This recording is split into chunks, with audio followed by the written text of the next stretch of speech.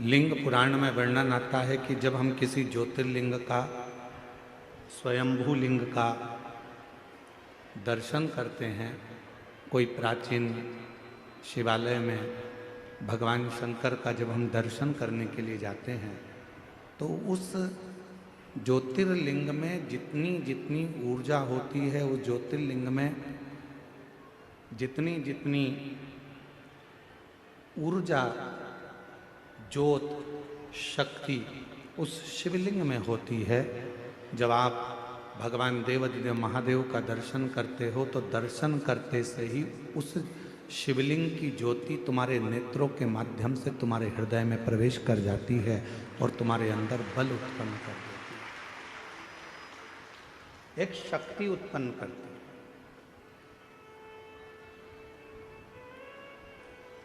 ज्योतिर्लिंग का दर्शन हमें शक्ति देता है, ज्योतिर्लिंग का दर्शन हमको बल देता है, ज्योतिर्लिंग का दर्शन हमें ऊर्जा देता है, ज्योतिर्लिंग का दर्शन हमको एक मार्ग निश्चित कर देता है, ज्योतिर्लिंग का दर्शन हमको भगवान शंकर की शरणागति प्रदान करने का बल प्रदान कर देता है।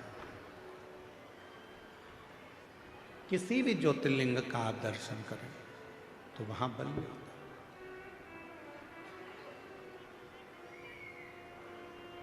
आप में से कितने लोग हैं जो अपने घर में भगवान का जो स्थान है, तुम्हारे घर में जो भी भगवान विराजमान है छोटे से मंदिर में, उस मंदिर में रोज कितने लोग दिया लगाते हैं?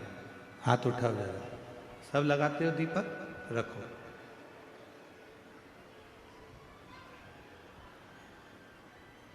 दीपक लगाने का मतलब क्या है?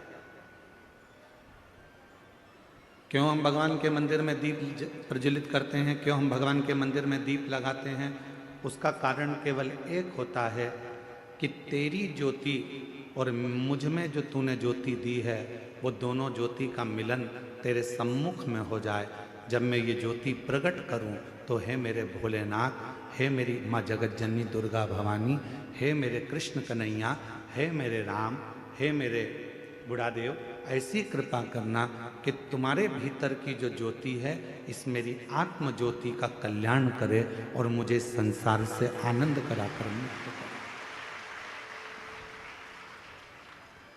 दीप लगाना, दीप प्रकट करना, ज्योति जलाना, ज्योत जलाना या दिया लगाना, ये हमको एक अलग से ऊर्जा देता है, ऊर्जा देता है। एक बार हमने कथा में कहा था, आप लोगों को याद है कि नहीं वो पता नहीं, और मुझे विश्वास है कि कुछ लोगों को तो याद होगा। एक बार हमने कथा में कहा था कि तुम्हारे घर में जो पुराना दीपक होता है वो बहुत काम का होता है। जो पुराना दीप होता है, 50 तरह के दिए मत बदलो। तुम्हारे घर में जो दीपक है, 2 दिए, 4 दिए, 6 दिए ऐसे रख लो, जिन दिए में आप बत्ती लगाते रहें। कभी इस दिए को अपने साफ करने रख दिया, मांजने रख दिया, घसने रख दिया, तो दूसरे दिए में बत्ती लगा दो, दूसरा मांजने गया तो तीसरे में लगा। उस दीपक में इतना बल हो जाता है, क्यों? क्योंकि वो भगवान के सामने रोज प्रज्वलित होता है, रोज वो दीपक में बाती जलती है, रोज वो दीप लगता है, तो उस दीपक में इतना बल आ जाता है कि तुम्हारी जिंदगी के आधे दुख तो वो दीपक ही हर लेता है, वो दीप की ज्योति ही समाप्त करती है। वो दीपक में इतना बल आ जाता है।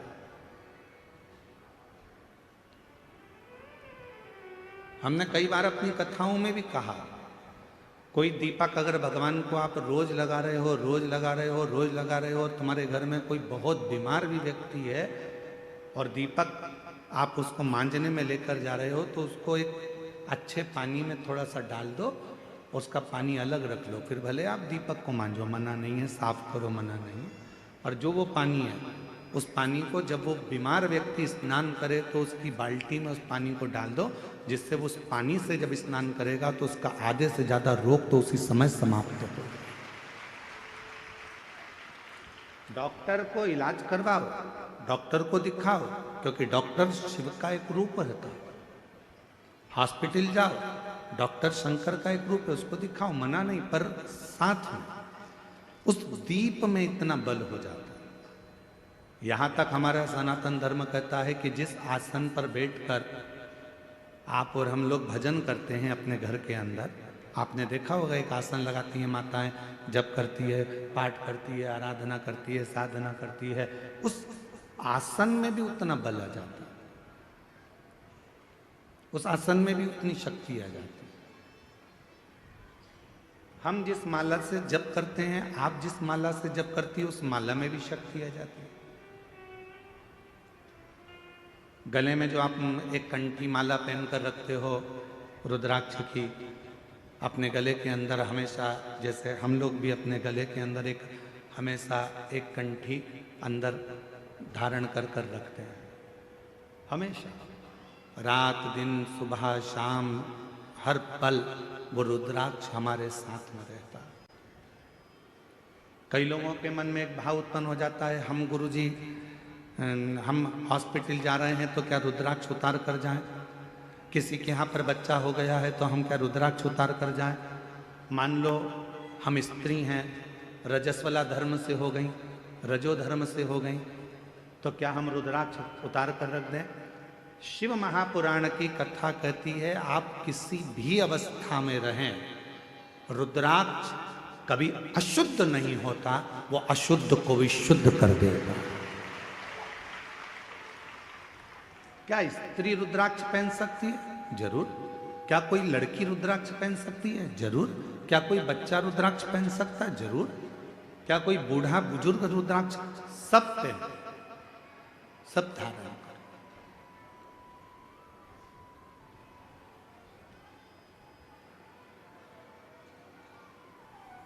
रुद्राक्ष में वो बल उत्पन्न हो जाता है।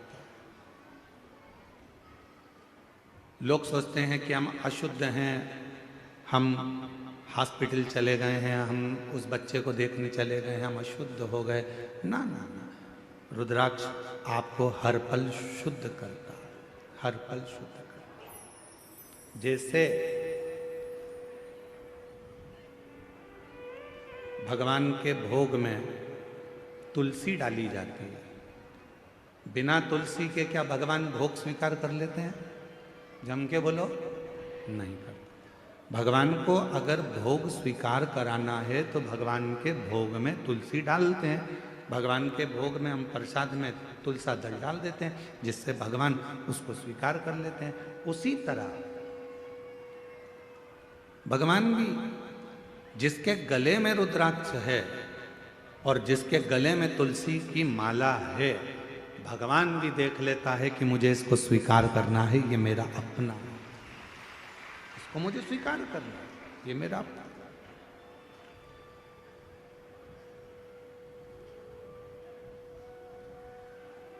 मेरी जीजियों, मेरे जीजाओं, मेरी बेटियों, बेटाओं, मेरी माताओं, मेरे बुजुर्ग माता पिता तुल्य आप सब विराजमान हो, मैं निवेदन करूं आप सबसे, भव सागर बहुत गहरा है, संसार सागर बहुत गहरा है। इस पूरे संसार सागर में आज के समय में किसी को समझना बहुत कठिन। कुत्ते को देखकर समझ जाओगे कि कुत्ता काटने वाला है, बोलो सही है कि गलत है? सांप को देखकर समझ जाओगे कि सांप डसने वाला है, शेर को देखकर समझ जाओगे कि शेर आक्रमण करने वाला है, चीते को देखकर समझ जाओगे कि ये चीता आया है, ये हमें खा जाएगा, हाथी को देखकर समझ जाओगे कि हाथी के पांव बड़े हैं, ये हमें दबा देगा, बिच्छू को देखकर समझ जाओगे कि ये डंक मार देगा। पर इंसान को कैसे पहचानोगे कि ये अपन को कब निपटा देगा?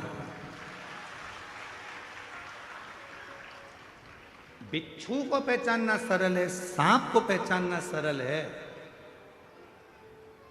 शेर को पहचानना सरल है, कुत्ता को पहचानना सरल है, पर इस कलिकाल में, इस संसार सागर में, आज के समय में मनुष्य को पहचानना बहुत कठिन, बहुत। और देखो,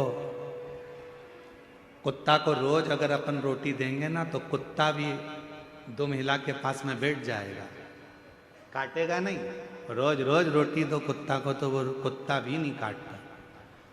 लोग कह देंगे वो काट खाएगा, नहीं नहीं वो अपना पालतू है, वो नहीं काटेगा, वो नहीं काटेगा, पालतू है। कुत्ता को रोज रोटी देंगे तो वो कुत्ता काटता नहीं है।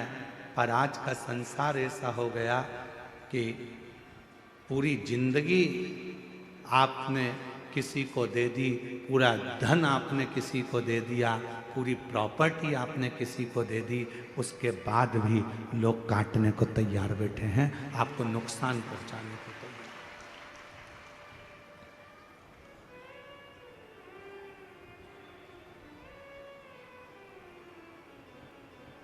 रे सो कोई नहीं रे, कोई नहीं रे, हीरा को परखयो राम, कोई नहीं रे। इस संसार सागर में परखने वाला नहीं मिल सकता। महाराज बड़ा ध्यान देना पड़ेगा। आप कुत्ते को पहचान सकते हो कि यह काटने वाला है, बिच्छू को पहचान लोगे काटने वाला है, सांप को पहचान लोगे काटने वाला है, पर मनुष्य को नहीं पहचान सकते, मानव को नहीं। कब, कहाँ, कैसे, किस जगह पर नुकसान देगा ये आपको मालूम नहीं पड़ेगा। कब आपको तकलीफ देगा मालूम नहीं पड़ेगा, कब आपको कष्ट देगा मालूम नहीं पड़ेगा। तो क्या करें इस संसार सागर में? दुनिया मौके का फायदा उठाने के लिए बैठी है। मेरी जीजियों, आप सब मोबाइल चलाते हो, जितने बैठे हो ना सब मोबाइल चलाते हो। किसी की तारीफ हो रही होगी ना सोशल मीडिया पर, तो कोई उस पर कमेंट्स नहीं करेगा, कोई उस रील को आगे नहीं बढ़ाएगा। पर उसी सोशल मीडिया पर अगर किसी की एक बार किसी प्रसिद्ध व्यक्ति की बुराई चालू हो जाए तो फिर तो रील ऐसी वायरल होती है कि पूरी दुनिया में फैल जाती है। मतलब इस रील से आपको सीखना पड़ेगा कि दुनिया आपकी तारीफ सुनने के लिए नहीं बैठी है, दुनिया आपकी बुराई सुनने के लिए तत्पर बैठी है कि कुछ करे। और हम कोई नहीं चाहता कि आप अच्छा काम करो, कोई नहीं चाहता कि आप किसी भी तरह से कोई श्रेष्ठ कर्म करें।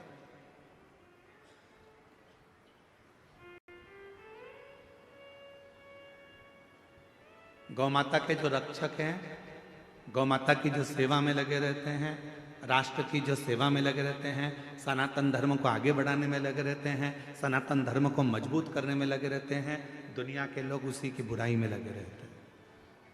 जितेंद्र जी, दुनिया की रीति है, आप तो इस क्षेत्र में रहते हैं तो आपको ज़्यादा मालूम होगा कि जो सनातन को आगे बढ़ा रहा है, जो धर्मांतरण को रोक रहा है या किसी भी तरह से वो गौ माता की सेवा कर रहा है, तो दुनिया के लोग उसी के पीछे पकड़कर उसी की टांग खींचकर उसी को नीचे गिराने में लगे रहते हैं।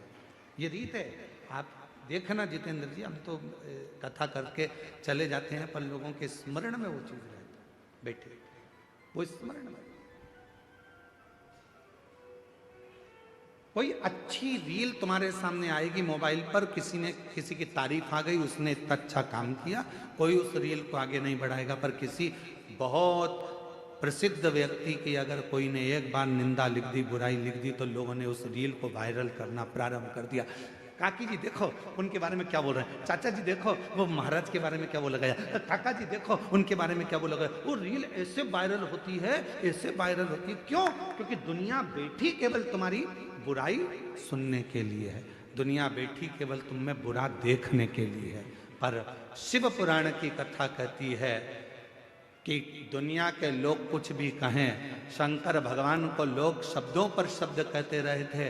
ध्यान देना, भगवान देवताओं ने भी शिव जी को नहीं छोड़ा, खुद के ससुर ने भी शंकर भगवान को नहीं छोड़ा, दक्ष प्रजापति ने भी शंकर भगवान को अपशब्द पर अपशब्द कहे, साड़ू भाई था कामदेव, उसने भी नहीं छोड़ा, सती की बहन थी रति कामदेव की पत्नी, उनने भी कहने में नहीं छोड़ा, जितने भी रिश्तेदार थे, जितने भी कुटुंबी थे, जितने भी लोग थे, सबने शंकर भगवान को अपशब्द किया। उसके बाद भी शिव जी ने किसी का बुरा नहीं करा और देवताओं के हित के लिए विष पी गए और नीलकंठधारी बन गए। किसी के लिए मेरे भोले बाबा ने, किसी के लिए मेरे शंकर भगवान ने एक शब्द भी नहीं कहा, क्योंकि शिव जी को मालूम था कि बोलकर बुरा होने से अच्छा है कि जो विष है ये देवता पिएंगे, संसार के लोग इसको ले लेंगे और बर्बाद हो जाएंगे, इस विष को मैं पी लेता हूं और भगवान नीलकंठधारी हो गए। देवता केवल देवता रह गए और मेरे शंकर भगवान विष पीकर, देवता अमृत पीकर देवता रह गए, पर मेरे शंकर भगवान विष पीकर देवों के भी देव महादेव, देवों के भी देव महादेव। इसीलिए उनको बड़ा देव कहते हैं, इसलिए उनको बूढ़ा देव कहते हैं, इसलिए उनको घर का बुजुर्ग देव कहते हैं। अर्थात बूढ़ा देव का मतलब क्या होता है कि जो सारे संसार का सबसे वृद्ध हो, जो सारे संसार का पूजनीय हो, जो सारे संसार जिसको पूजता हो, दुनिया का हर व्यक्ति जिसकी आराधना करता हो, वो देव अधिदेव महादेव बूढ़ा देव के रूप में पूजाते हैं। वो देव अधिदेव महादेव बूढ़ा देव के रूप में पूजाते हैं। लोग कहते हैं आदिवासी वनवासी ये सब अलग हैं, अन्य जातियां अलग हैं। नहीं, जितने संसार में, जितने शहर में रहते हैं वो भी आदिवासी थे, वो भी वनवासी थे। आप और हम भी पहले, हमारे पूर्वज, आपके पूर्वज कहाँ से आए जरा अंदाजा लगाओ। वो भी कहीं जंगल में रहते थे, वो भी कहीं वन में रहते थे, वो भी आदिवासी वनवासी थे। वो सारे एक ही देव को पूजते थे। वो सब, चाहे संसार का कोई भी व्यक्ति हो, वो सब एक देव को पूजते थे। वो बूढ़ा देव, देव अधिदेव महादेव, उसी की आराधना करते थे। अब लोगों ने भगवान को बांट लिया, ये इनके देवता हैं, वो उनके देवता हैं। पर नहीं, मेरा बूढ़ा देव, मेरा महादेव, मेरा शंकर भगवान सबका देवता है। उसको सब पूजा, सब पूजा, उसमें भेद नहीं है। शिव में कभी भेद नहीं हो सकता।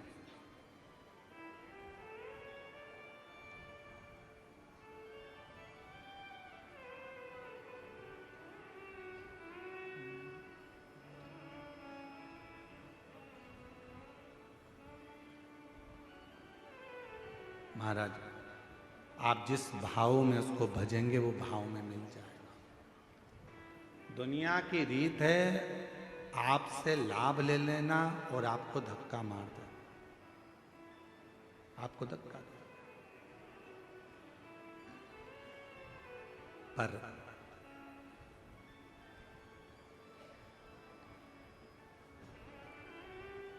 उस शिव को जिसने पुकारा है,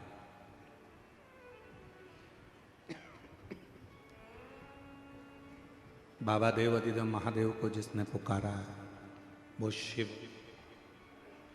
उसके दुख हरने के लिए उसके दरवाजे पर जाकर जरूर खड़ा हुआ है, जरूर खड़ा।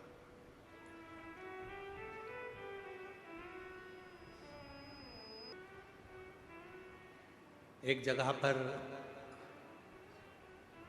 हम कथा करने के लिए गए, जैसे यहाँ आए थे कच्चे गांव, तो कच्चे गांव में भी हम पहुँचे जब, तो वहाँ उनके जजमान जी जायसवाल जी के यहाँ खूब ढोल बज रहे थे, खूब ढोल।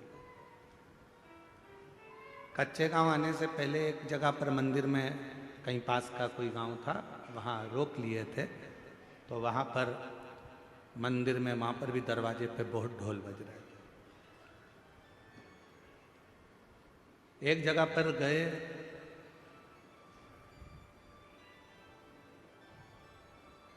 वहाँ पर भी ढोल बज रहा था और एक बकरी का बच्चा उस ढोल को सुन रहा था। अब भीड़ इतनी हो रही तो उसने, किसी ने बकरी के बच्चे को भगा दिया। फिर वो बकरी का बच्चा आ गया ढोल के पास, फिर वो ढोल सुनने लगा। फिर किसी ने बकरी के बच्चे को, अब इतनी भीड़ में बकरी के बच्चे को फिर हटा दिया। वो बकरी का बच्चा फिर आ गया।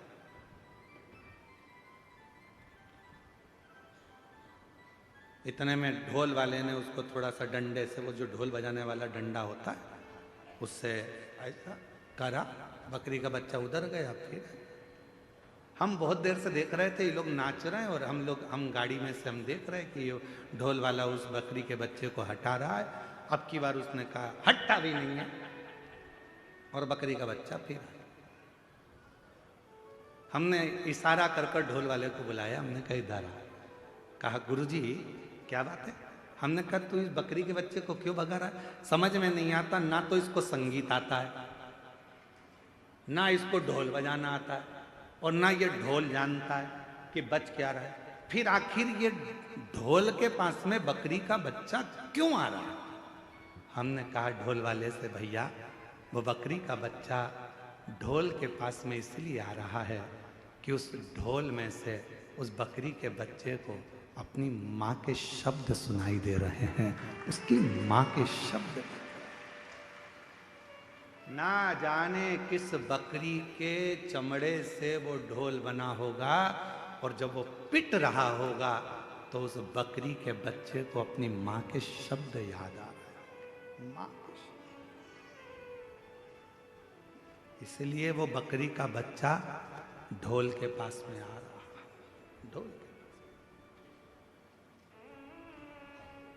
तो फिर उसको तो कहीं इधर उधर हो जाना चाहिए। फिर वो ढोल के पास वो बता रहा है तुमको कि ये जो ढोल बजा रहे हो ये संसार को नचाने के लिए नहीं है, ये जो ढोल बजा रहे हो ये ढोल तो उस परमात्मा को पाने के लिए है। उसका भजन करो, स्मरण करो, कीर्तन करो, उसकी भक्ति में रहो।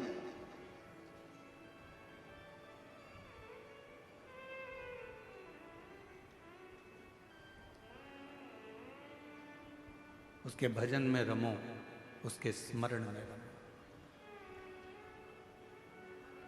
बिना भक्ति के कुछ प्राप्त नहीं हो सकता, कुछ। श्रीमद् भागवत कथा में राजा राहुगण का एक चरित्र आता है। राजा राहुगण पालकी में बैठकर जा रहे थे और पालकी उठाने वाले के पांव में लग गई थी। आप लोगों ने श्रीमद् भागवत सुनी होगी तो आपको मालूम होगा।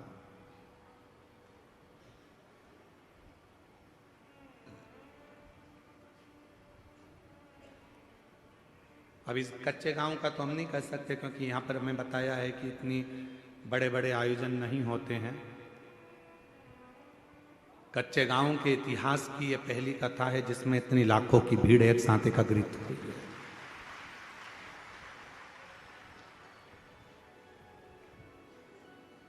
और आज सबसे ज्यादा प्रसन्नता यदि कोई हमसे पूछे कि किसको हो रही है इस कथा की, तो हम छाती ठोक कर कहते हैं कि कच्चे गांव की कथा की सबसे ज्यादा प्रसन्नता हमको हो रही है। उसका कारण है, जो वनवासी, जो आदिवासी कहीं नहीं जा सकते थे, जो दिन भर काम में लगे रहते थे, आज उनके बीच में आकर ये कथा कहने का जो आनंद उत्पन्न हुआ है वो शायद जिंदगी में कभी नहीं हो सकता, कभी।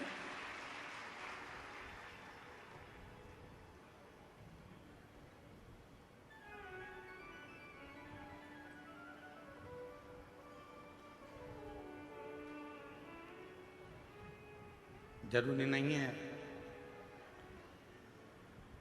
कि बहुत बड़ा मंच होगा तो कथा होगी। आज आप लोगों के बीच में कहकर जा रहे हैं, जितने वनवासी आदिवासी बैठे हैं उन लोगों से निवेदन कर कर जा रहे हैं, कभी तुमको लगे कि हमारे इस क्षेत्र में कथा होना है, आप हमको याद करना। कोई रुपये की बात नहीं, कोई पैसे की बात नहीं। आप मंच नहीं बनाओ तो किसी पेड़ के नीचे पत्थर रख देना, उस पत्थर पर बैठकर शिव महापुराण की कथा हम आदिवासी और वनवासियों को सुनाकर जाएंगे।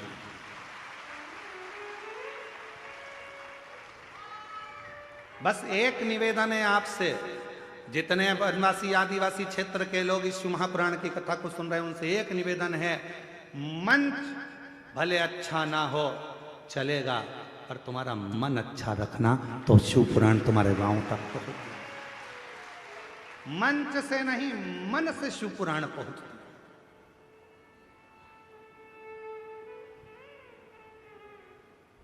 मन से। और तुम तो आटा भी मत देना, चावल भी मत देना, दाल भी मत देना, हम सब सीओर से बांध के लेकर आएंगे, खुद बनाएंगे, खुद खाएंगे और आपको कथा सुना कर लाएंगे। और अगर लगे भी ना आपको ऐसा कि गुरुजी हमारे पास कोई व्यवस्था नहीं है, आप तो बस आ जाओ और कथा सुना कर जाना, तो हम तो ये राधे साउंड वाले से भी कह देंगे कि तू भी वृंदावन से साउंड लेकर चल और कथा सुना कर।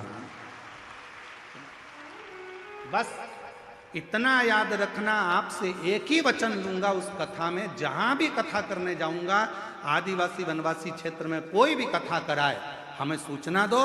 किसी के आडंबर में मत पड़ना, किसी के कहने में मत आना, सूचना स्वयं हमको देना।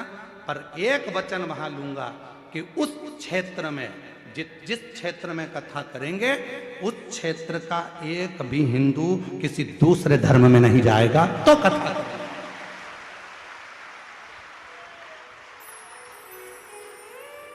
अब आपका निमंत्रण मुझे स्वीकार है, आप जब बुलाओगे सीओर वाला महाराज तैयार है, और जब बुलाओगे तहां आएगा कथा करने के लिए।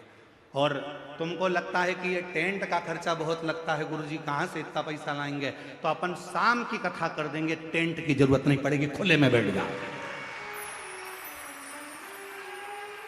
खुले में बैठो, खूब सुनो कथा और दिल से। और कई बाबा के भक्त ऐसे हैं कि जो आएंगे सुनने वाले, उनकी व्यवस्था वो भोजन की तो कर ही देंगे, तुम टेंशन मेंशन मत लेना। तुम तो बस जो तुम्हारा गांव वाले सब तैयार हो जाएं कि अपने गांव में से कोई भी नहीं बदलेगा रे, तो चलो सब सीओर वाला महाराज के पास, सील ठप्पे के साथ सिग्नेचर करके दे दो कि हमारा जितना गांव है, हम 68 गांव का लोग है, 2000 गांव का लोग है, 2000 हमारे घर हैं, एक भी किसी दूसरे धर्म में नहीं जाएगा। जब हम लिख के दे रहे हैं, आओ कथा करने, और हम कथा करने पहुंच जाए। पहुंचो, शिव को भजो, शंकर। ये दुनिया केवल तुम्हारा फायदा लेना चाहती है, केवल तुम्हारा फायदा। तुमसे जितना लाभ लेना होगा उतना लेंगे, बाद में तुम्हें धक्का मार देंगे। ये दुनिया की रीति है, समझ जाओ, समझदार हो जाओ सब। ये मत सोचो कि अब ये संसार के लोग मीठा मीठा बोल के अपना, ना ना ना, संसार में बड़ी विचित्र बात है, लोग कुछ का कुछ बताते हैं और कुछ का कुछ करते हैं। इसलिए याद रखना, अच्छा मंच नहीं होगा चलेगा, अच्छा पंडाल नहीं होगा चलेगा, अच्छी मंच नहीं होगा चलेगा, पर अच्छा मन रखना। शिव महापुराण की कथा तुम्हारे गांव तक जरूर पहुंचे, शिव कथा जरूर। अभी ये कथा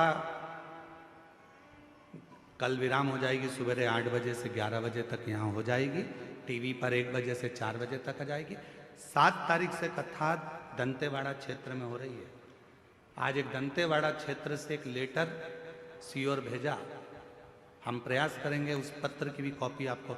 उस पत्र में एक वनवासी महिला ने उस पत्र को लिखा और व्हाट्सएप पे डाला सीहोर के ऑफिस में कि हमारे दंतेवाड़ा क्षेत्र में पहली बार कोई महाराज इतनी विशाल कथा करने के लिए आ रहा है। पूरा क्षेत्र उत्साहित, पूरा क्षेत्र उत्साहित। वो उत्साह में हम एक भाई का नाम आया तो वो पीएसओ के पास थे,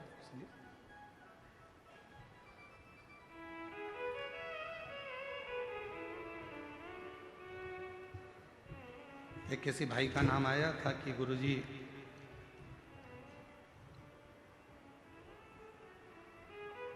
श्री देवेन टेकाम जी भानु प्रतापपुर से हैं, वो हमेशा सनातन को जोड़ने का और धर्मांतरण को रोकने का प्रयास करते रहते हैं। उनके लिए एक बार जोरदार ताली बजाकर साथ होगा। कोई अच्छा करे आप उसका साथ दो, उसके साथ खड़े हो। कोई गलत करे उसके विरोध में भी खड़े हो कि इसने गलत किया है। कल एक पत्र पढ़ा था आप लोगों के सामने, एक जीजी ने पत्र लिखा था, उसने कहा था मेरा गांव पूरा की पूरा पूजन पाठ बंद कर दिया। बोलो पढ़ा था कि नहीं पढ़ा था? हम कमरे में जाकर, कक्ष में जाकर हमने भगवान के चरणों को प्रणाम कर कर किया कि आज तूने मेरा मानव का देह सिद्ध कर दिया। कि किसी गांव में से देवी देवता की पूजन बंद हो गई थी, आज शिव पुराण के माध्यम से कम उस गांव में फिर चालू हो गई। एक लोटा जल चढ़ना प्रारंभ हो गया, गांव का प्रत्येक व्यक्ति शिव के मंदिर जाना चालू कर दिया। हमारा लक्ष्य ये नहीं है कि हम आपको अपने आप से जोड़ें, हमारा लक्ष्य इस व्यासपीठ का केवल एक है कि आप शंकर भगवान से जुड़ जाओ, आप शिव जी से जुड़ जाओ। जितने वनवासी आदिवासी हम उनसे ये भी नहीं कहेंगे कि तुम कहीं इधर उधर जाओ, आप तो अपने बूढ़ा देव से जुड़ जाओ, आप अपने बूढ़ा महादेव से जुड़ जाओ, कहीं मत जाओ। आप अपने बूढ़ा देव की आराधना करो। आप बूढ़ा देव वो शंकर का प्रतिबिंब है, वो शिव का प्रतिबिंब है, शंकर का स्वरूप है। आपको कहीं जाने की जरूरत नहीं है। क्यों हम इधर उधर जाएं? हमारा बूढ़ा देव सबसे प्रबल देव है। हमारा बूढ़ा देव, हमारा महादेव सबसे प्रबल है। हम जो भी दुख आएगा अपने बूढ़ा देव महादेव से कहेंगे तो दुख मिट जाएगा। हम क्यों आडंबर में पड़े? हम क्यों आडंबर में यहां वहां जाए?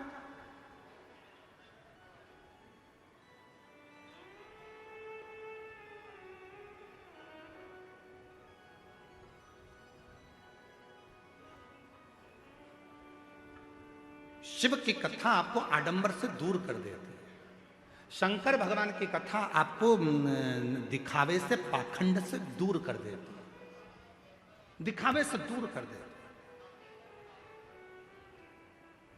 है। आपने पहले दिन की कथा में कौन कौन था? जरा हाथ उठाओ। पहले दिन की कथा में जो थे वो हाथ उठाओ। उठाया हाथ सबने? रखो।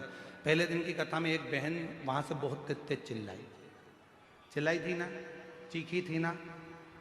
उसके बाद में कोई नहीं चिल्लाया ना।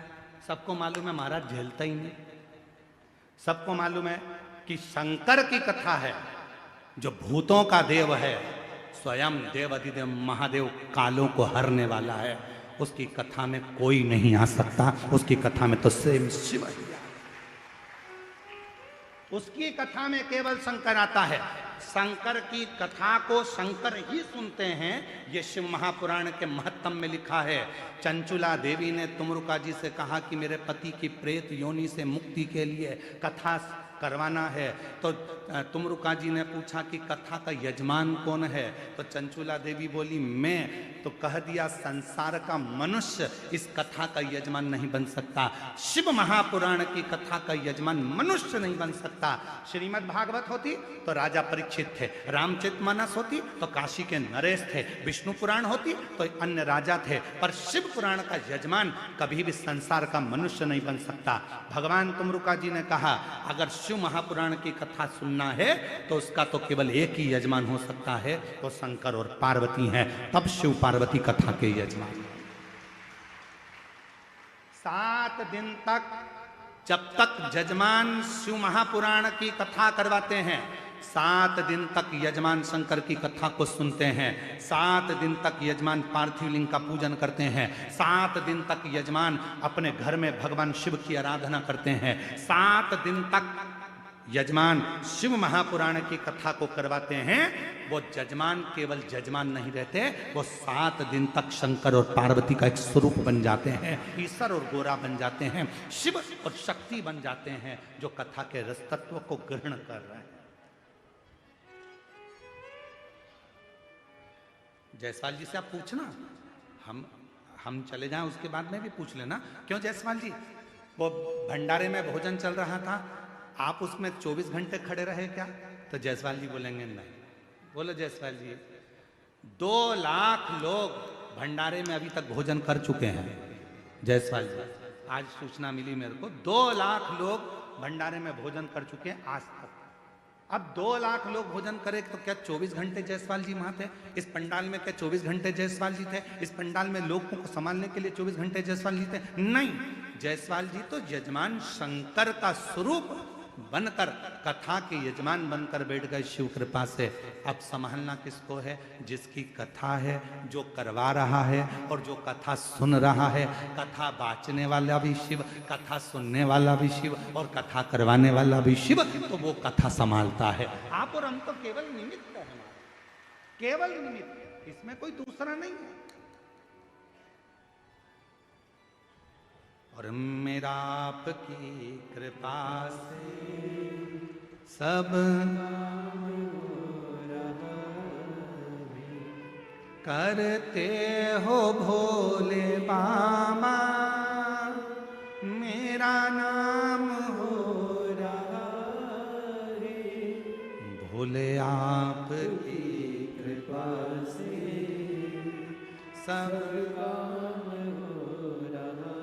कौन करा रहा है? आप जितने लोग कथा श्रवण करने के लिए बैठे हो, विचार कर लेना, आप कथा नहीं सुन रहे हो, आप अपने घर से चलकर नहीं आए हो, वो तो शंकर भगवान आपके दिल में आकर बैठ गए। इसलिए आप ट्रेन में और बस में बैठकर, गाड़ी में बैठकर यहां तक आ गए और कथा श्रवण करने के लिए बैठ गए। शिव बैठ।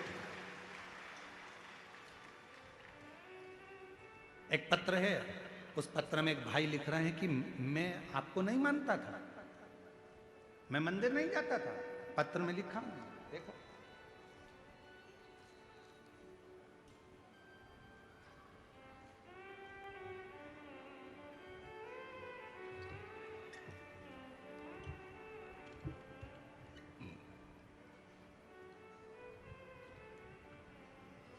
मेरा नाम माहेश्वरी अग्रवाणी, ग्राम बस्तर, जिला बस्तर से आया। कहीं बैठी हो, हाथ हिला सकती हैं। मेरा नाम माहेश्वरी अग्रवाणी, ग्राम बस्तर, जिला बस्तर से है। कहीं बैठी हो तो हाथ हिला सकती हैं। और अगर कहीं बैठी हो तो एक बेलपत्र लेने के लिए आ सकती हैं। हाँ, हाथ हिलाओ, जरा दिख जाओगे, अभी दिख नहीं रहे। हाथ हिलाओ, वापिस दिख जाओगे। हाँ, दिख गई जी, दिख गई। आ जाओ, एक बेलपत्र ले जाना, आ जाओ। रोते नहीं, खुश खुश होकर आओ। गुरु जी बस्तर से 2000 में मेरे पति चले गए थे। मैं विधवा हूं, मैं विधवा हूं। 2000 में पति गए, 2025 चल रहा है गुरुदेव, मैं विधवा।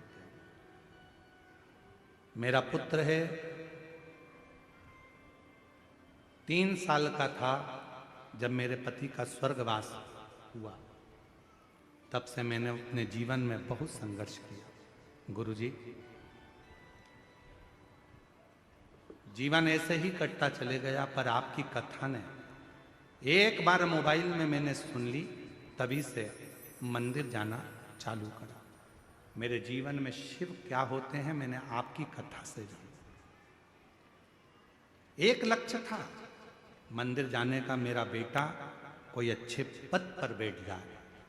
मंदिर में साफ करती, सफाई करती, पशुपतिनाथ का व्रत करती, बेटे को भी कहती।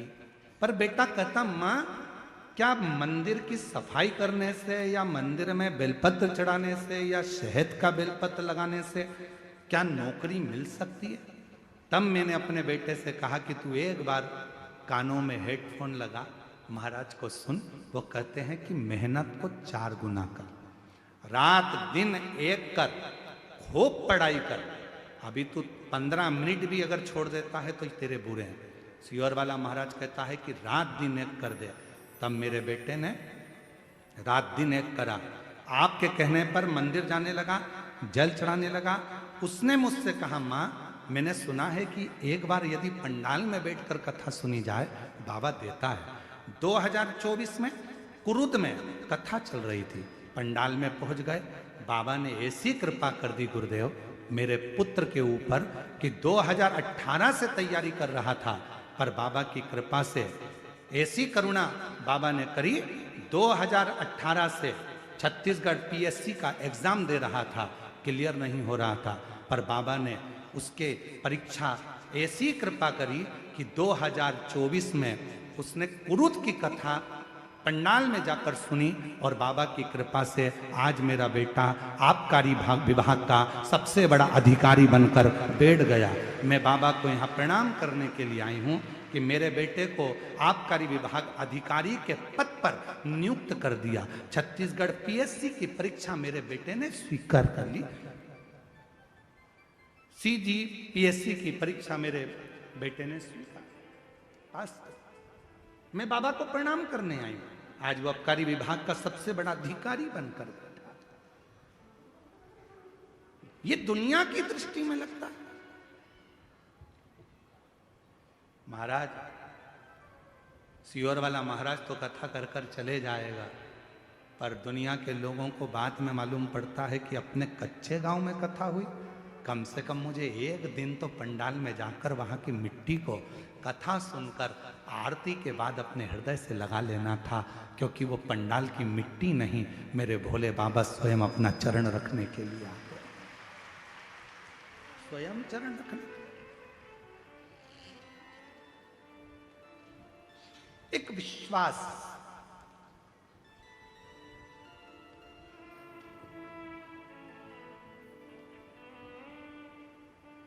उसने एक लाइन लिखी है, मानना गुरुदेव, ना जाने कितने लोगों का विश्वास हो आप, मैं जी आपसे कहूंगा मैं विश्वास नहीं हूं, ना जाने कितने लोगों का विश्वास है शिव महापुराण की कथा, भरोसा है शिव। सियोर वाला महाराज नहीं, शिव ओ गढ़दानी, मेरा शंभू, मेरा त्रिकालदर्शी, मेरा कैलाशी, जिसको आप एक लोटा जल समर्पित करते हो, एक लोटा जल। और जब विश्वास के साथ में बाबा को जब आप एक लोटा जल चढ़ाते हो तो वो सुख अपने आप प्राप्त हो।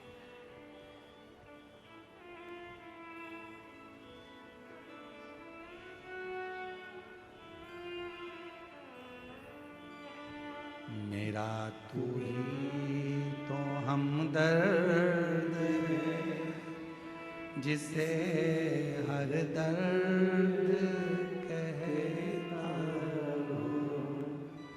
मेरा तू ही तो हमदर्द है, जिसे हर दर्द कहता हूँ। दुनिया के आगे प्रभु चुपचाप में रोता हूँ।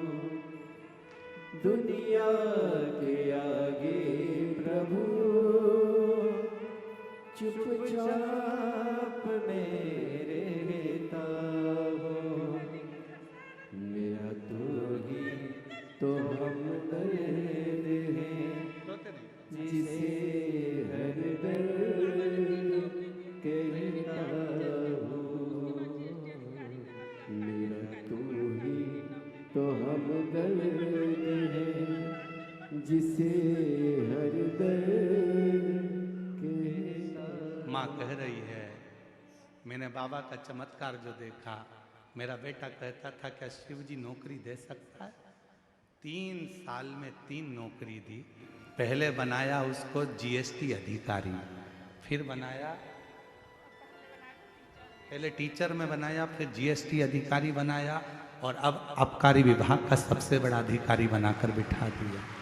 मेरा तू ही तो हमदर्द है, जिसे हर दर्द कहता हूँ। मेरा तू ही तो हमदर्द है, जिसे हर दर्द कहता हूँ। उससे दिल से कहो, दिल से। आप हम पर भरोसा ना करिए, पर शिव पर भरोसा करिए। सियोर वाले महाराज का तो क्या है, शरीर है जब तक चल रहा है। ना जाने उस भोले बाबा ने ये मनुष्य का शरीर क्यों दिया, हम भी नहीं जानते। एक साधारण से परिवार में हमारा जन्म करा दिया। सीहोर जैसे जिले को, सीहोर को कोई नहीं जानता था, आज बाबा की कृपा से उसको प्रसिद्ध कर दिया उस भोले बाबा ने। क्यों जन्म दिया हमको नहीं मालूम था, क्यों।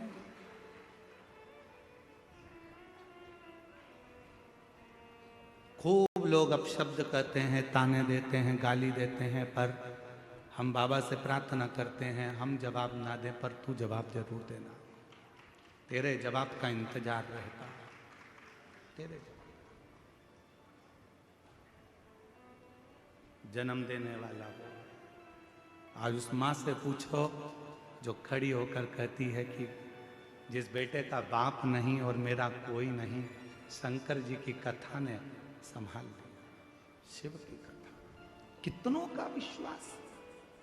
मेरा तू ही तो हमदर्द है जिसे हर दर्द कहना,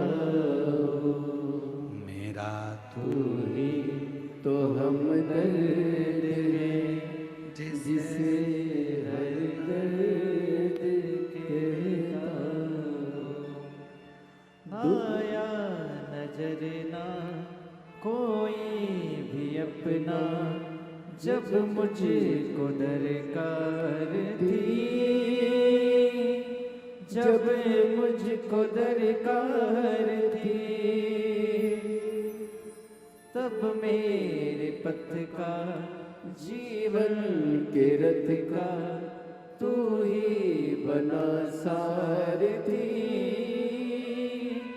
तू ही बना सारथी। भोले ने करी हर कदम पे ये मेहरबानियाँ, मेरा तू ही तो हमदर्द है जिसे हर दर्द कहता हूँ। मेरा तू ही तो हमदर्द है जिसे हर दर्द कहता हूँ।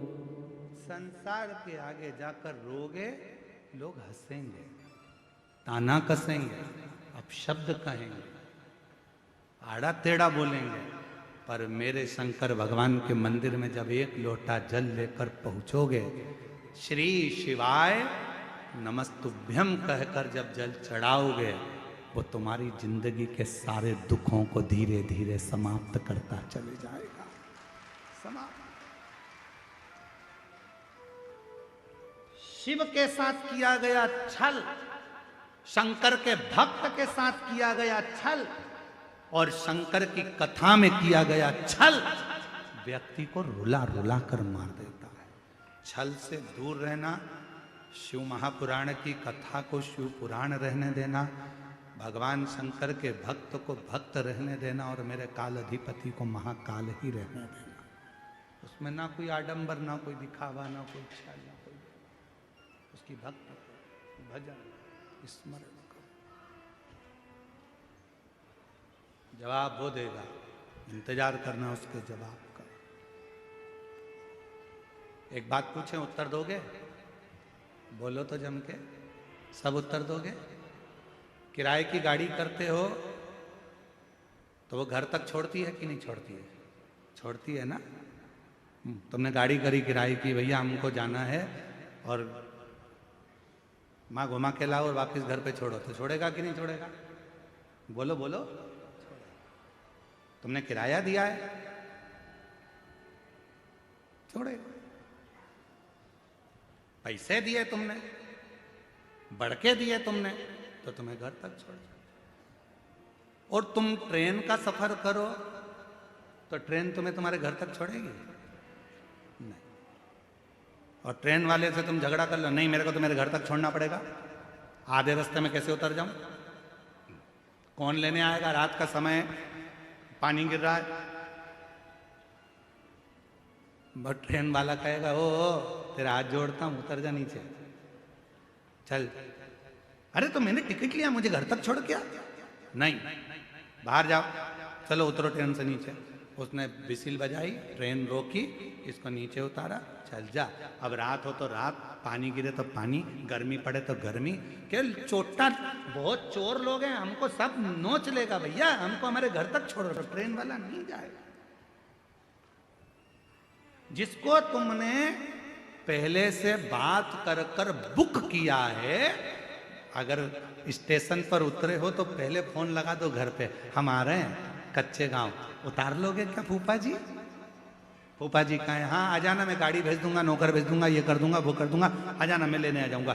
तुम्हारी पहले से बात हो गई होगी तो मामा जी उतारेंगे, तुम्हारी पहले से बात हो गई तो रायपुर के स्टेशन पे गाड़ी लेके पहुंच जाएंगे, तुम्हारी पहले से बात हो गई होगी तो राजनांदगांव के स्टेशन पे कोई पहुंच जाएगा, तुम्हारी पहले से बात हो गई होगी तो भोपाल के स्टेशन पे कोई पहुंच जाएगा। और पहले से बात नहीं हुई है तो स्टेशन पे तुम उतरते से ही, भले रात हो रही हो, दिन हो रही हो, पानी गिर रहा हो, गर्मी पड़ रही हो, ठंड पड़ रही हो, उससे कोई फर्क नहीं पड़ता रेलवे वालों को। तुम तो जाओ इधर से और तुम्हें धक्का मार के निकाल देंगे और तुम इधर उधर घूमते फिरोगे। भैया कहाँ जाऊं, रात का समय, मुझे कोई छोड़ने था? तुमने पहले से बात करी क्या? मामा जी को सूचना दी क्या? काका जी को सूचना दी क्या? तो गाड़ी आ जाती। बात करके रखना पहले से तो गाड़ी लेने आएगी, और अगर बात नहीं करिए तो फिर तो घूमते रहो, यहाँ वहाँ भटकते रहो। बस उसी तरह से शिव महापुराण की कथा है। लोग कहते हैं शिव पुराण की कथा में क्यों जाना चाहिए, पंडाल में बैठ के क्यों कथा सुनना चाहिए? पंडाल में बैठने का कारण केवल इतना है, 7 दिन तक आप जब पंडाल में बैठोगे तो भगवान से बात करोगे, और बात कर लोगे तो ये पक्का है कि तुम्हें लेने के लिए गाड़ी वही लेकर आएगा और आखिरी में लेकर भी वही जाएगा। बात करते हैं, मेरा तू ही तो हमदर्द है जिसे हर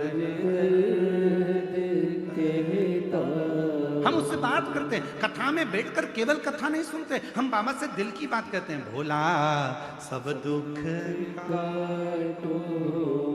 हम उससे अपने हृदय की बात करते हैं, बाबा मेरे दुखड़े काट देना। जब हम दिल से बात करते हैं तो वो, जब हमारा अंतिम समय आता है, जब हमारी दुख की घड़ी आती है, तकलीफ की घड़ी आती है, कष्ट की घड़ी आती है, तो वो गाड़ी लेकर आता है, वो नंदी लेकर आता है, वो हमारे दुख काटने आता है, वो हमारी तकलीफ मिटाने के लिए आता है, वो हमारे कष्ट को मिटाने के लिए।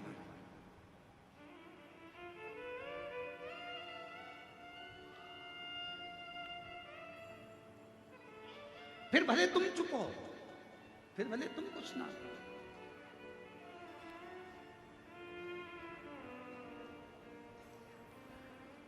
दुनिया के आगे प्रभु चुपचाप मेरे दुनिया के आगे प्रभु चुपचाप मेरा तू ही तो हमदर्द है जिसे हर दर्द कहता हूँ। मेरा तू ही तो हमदर्द है जिसे हर दर्द कहता हूँ। कहो सुनेगा, स्वीकारेगा।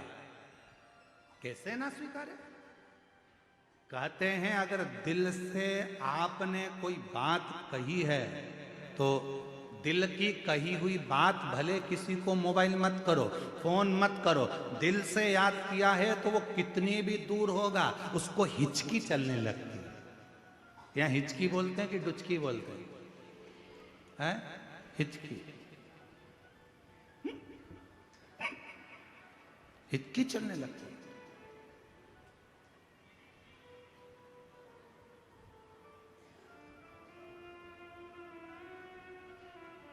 एक पति खाना खा रहा था, भोजन कर रहा था, पत्नी उसको खाना खिला रही थी और उसको एकदम हिचकी चल रही। पत्नी ने पानी ला कर दिया, फिर भी हिचकी बंद नहीं।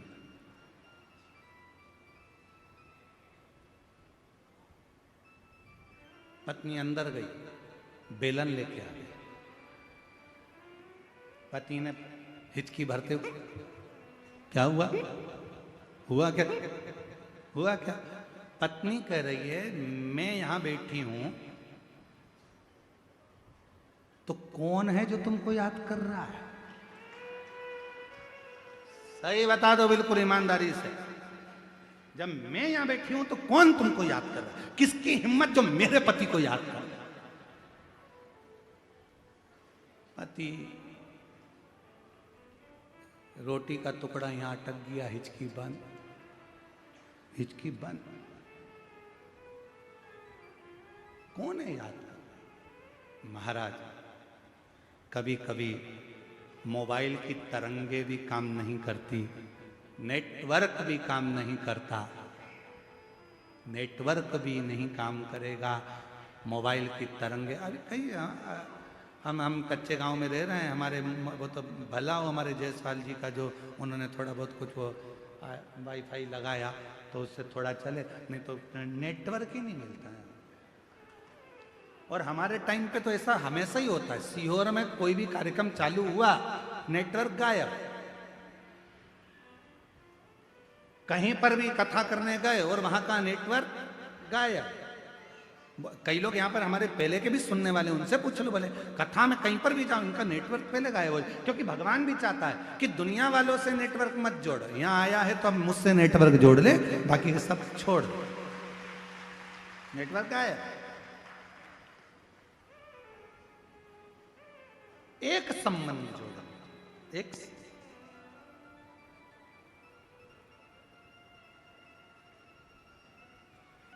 मोटरसाइकिल वाले को हाथ दिया, भैया भैया भैया भैया मुझे बिठा ले बिठा ले बिठा ले। मोटरसाइकिल वाले ने बिठा लिया। गाड़ी वाले को हाथ दिया, गाड़ी वाले ने बिठा लिया।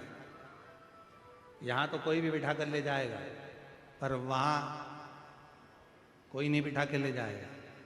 वहां तो अकेले आए थे, अकेले जाना है, भक्ति करना है भगवान की, वहां कोई ले जाने वाला नहीं मिलेगा।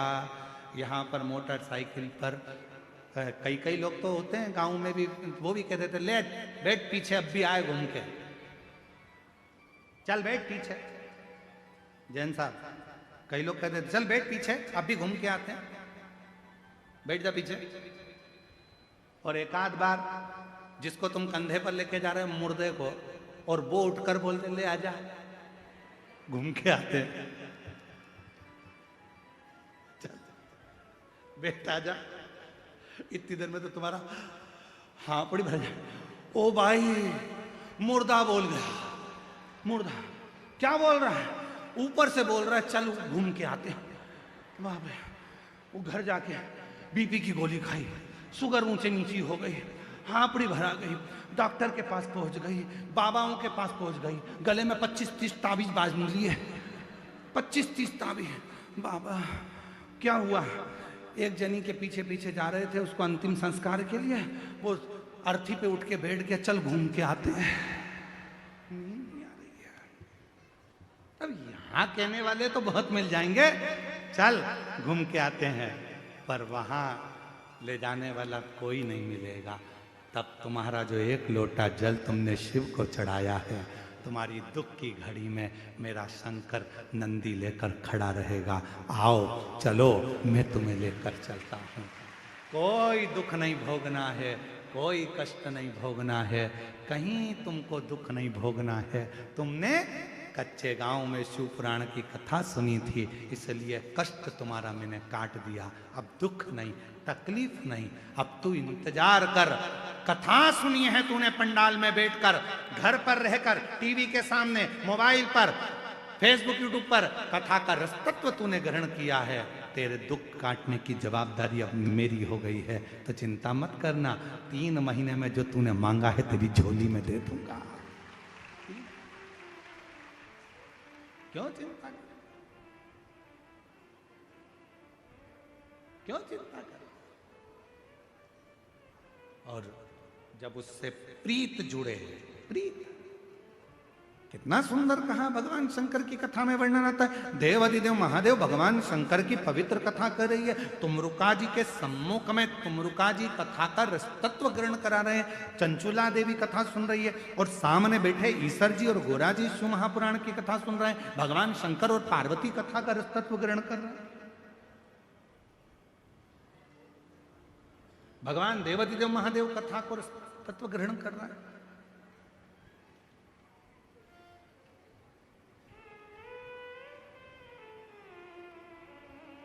महाराज, जिसने शिव को जान लिया फिर वो भटका नहीं। उसके मस्तक पर चंद्र है, वो शांति देता है। उसके गले में रुद्राक्ष है, वो भय मुक्त कर देता है।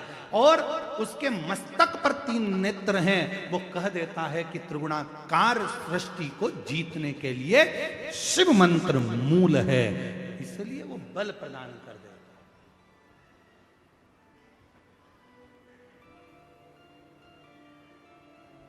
सिर पर गंगा लेवे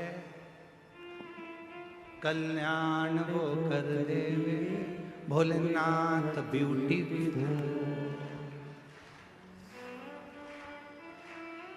उसके बराबर कौन हो? कौन है? उसके बराबर कोई नहीं हो सकता महाराज। वो जो है, इसलिए तेरे डमरू की धुन सुन के मैं काशी नगरिया हूँ।